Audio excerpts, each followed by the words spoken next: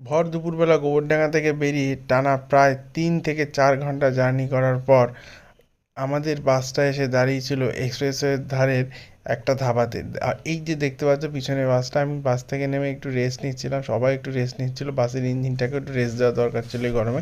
জায়গাটা কিন্তু বেশ ছিমছাম, খুব একটা লোকজন নেই, এখানে একটা ছোট্ট রেস্টুরেন্ট মতো আছে যেখানে সব কিছু খাবার পাওয়া যায়। আমি সেই রেস্টুরেন্ট থেকে একটুখানি চা আর এই একটা চিপসের প্যাকেট নিয়েছিলাম। তারপরে এই এই দুটো নিয়ে রেস্টুরেন্টের বাইরে বেরিয়ে আস্তে আস্তে চিপসের প্যাকেট একা একাই এনজয় করছিলাম। দেখতে পাচ্ছ পিছনে আমাদের বাসটা তখনও দাঁড়িয়ে রয়েছে। আর তারপরে দুটো ডায়েট কোক নিয়েছিলাম, একটা দাদাকে দিয়েছিলাম আর একটা আমি নিয়েছিলাম। তারপরে হঠাৎ বেজে উঠলো বাসের হর্ন, বললো বাস নাকি ছেড়ে দেবে। দেখতে পাচ্ছ সবাই প্রায় বাসে উঠে পড়েছে। তারপরে বাস চলতে শুরু করলো এই এক্সপ্রেস হয়ে দিয়ে।